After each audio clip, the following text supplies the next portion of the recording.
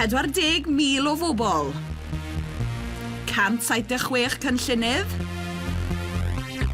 44 cerbyd. A 1 dibyn 6 metr. Ia, ar ôl hoi o 4 mlynedd, mae gwyl Flugtag Hong Kong yn ôl. Wedi chynnal yn Harbwr Victoria yn ddiweddar, y sialens oedd i gynllunio, adeiladu a hedfan cerbyd oddi ar y flight deck uchel. A fel allwch chi ddychmygu, roedd yna ambell i nosedive.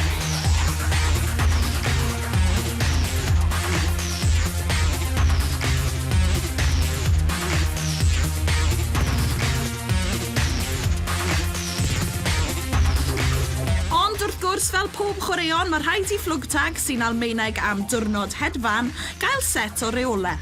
Dim ond 4 aelod i bob tîm, dylai gynnwys 1 peilot a 3 gwthiwr.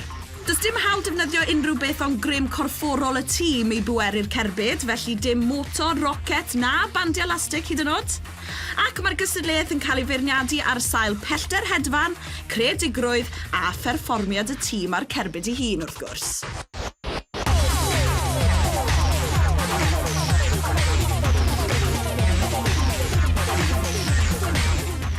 Fel arfer, oedd mwy o bwysles ar greu cerbyd deiniadol oedd yn ychydig o hwyl na chreu rhywbeth oedd yn gallu hedfan. Ond nath rhai benderfynu ffocysu ar neges mwy politicedd fel tîm We Come in Peace a'i cerbyd pysgod mewn tin. Protest yn erbyn creulondeb at bysgod yn China. Ond yn fuddigol oedd tîm Outsign.lab. Yn ôl y tîm, mae'r cerbyd yn cynrychioli gweithiwr yn Hong Kong sydd wedi cael digon gyda phwysau a straen gwaith. A, wel, ie, fod y peth yn edrych yn dda, nath e ddim wneud lot o hedfan chwaith.